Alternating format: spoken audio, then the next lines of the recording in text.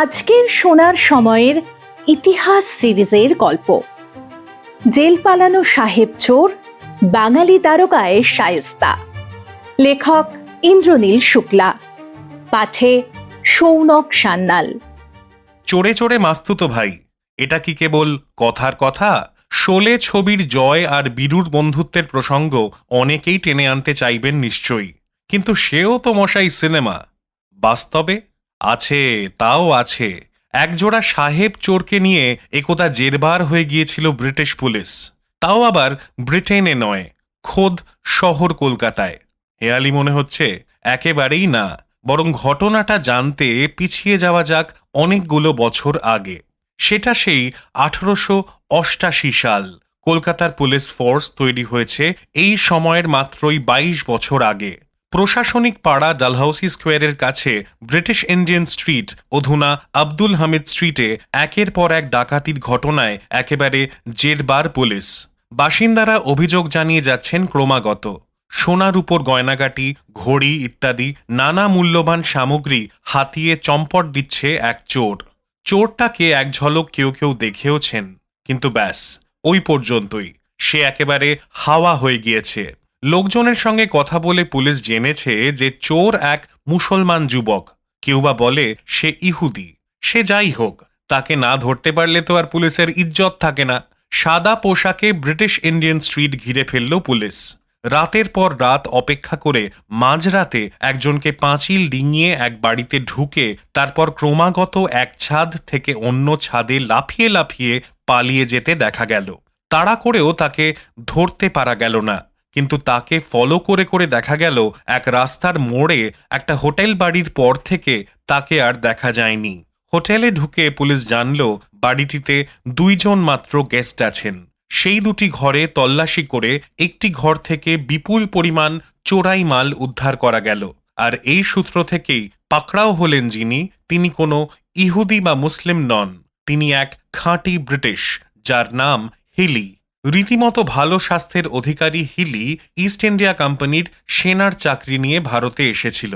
কয়েক জায়গায় পোস্টিংও হয়েছিল, কিন্তু মিরাটে থাকার সময় বেশ কিছু গন্ডগোল বাঁধিয়ে সে চাকরি ছাড়তে বাধ্য হয়। কিন্তু ভারত না ছেড়ে সে প্রথমে বোম্বেতে কিছু অপরাধমূলক কাজ করে, তারপর কলকাতায় চলে আসে নিজের নতুন ক্যারিয়ারের ভাগ্য পরীক্ষা করতে। এবার ধরা পড়ে তার জেল হলো। ঠাঁই হলো কলকাতার প্রেসিডেন্সি জেলে। আর এখানেই তার আলাপ হয়ে গেল আর এক রত্নের সঙ্গে। তার নাম ওয়ার্নার। ওয়ার্নার একটি গয়নার দোকানে কাজ করত ম্যানেজারের, আর সেই দোকান থেকেই টাকা এবং গয়না চুরির অপরাধে সে জেল খাটছে 1886 সালের অক্টোবর থেকে।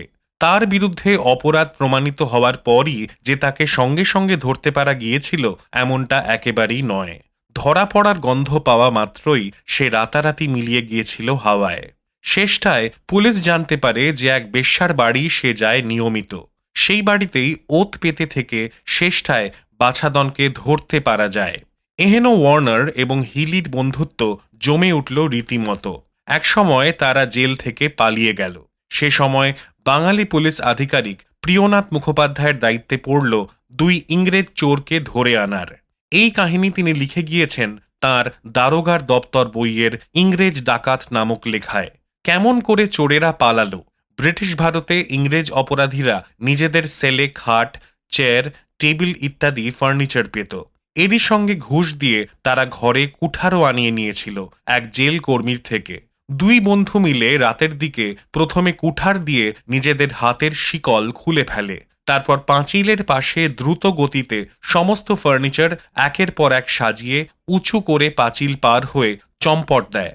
ওয়ার্নার এর আগেও বার 2 জেল পালিয়েছিল। প্রতিবারই সে দ্রুত নিকটবর্তী স্টেশনে গিয়ে ট্রেন ধরে পালিয়েছে। সেটা মাথায় রেখেই এগোলেন দারোগা সাহেব। কলকাতা থেকে 31 কিলোমিটার দূরে শ্রীরামপুর স্টেশন থেকে আসানসোলগামী ট্রেন ধরে মানিকজোড় পালিয়েছে বলে মনে হলো তার।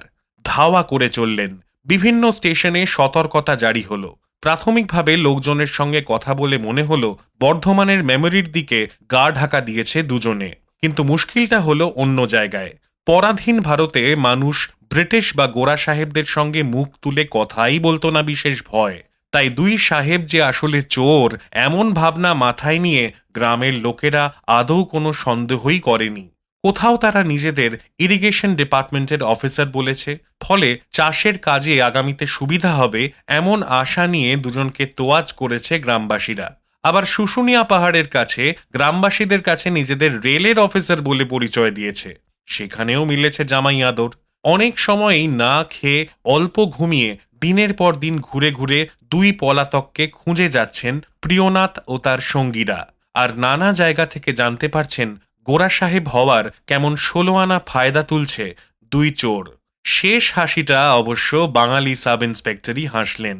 বেদম জেদে 290 কিলোমিটার ধাওয়া করার পর তিনি পাকড়াও করেন দুজনকে। বাঘা ইংরেজ অফিসাররা ভূয়সী প্রশংসা করেন বাঙালি দারোগা বাবুর। তাকে পুরস্কৃত করা হয়।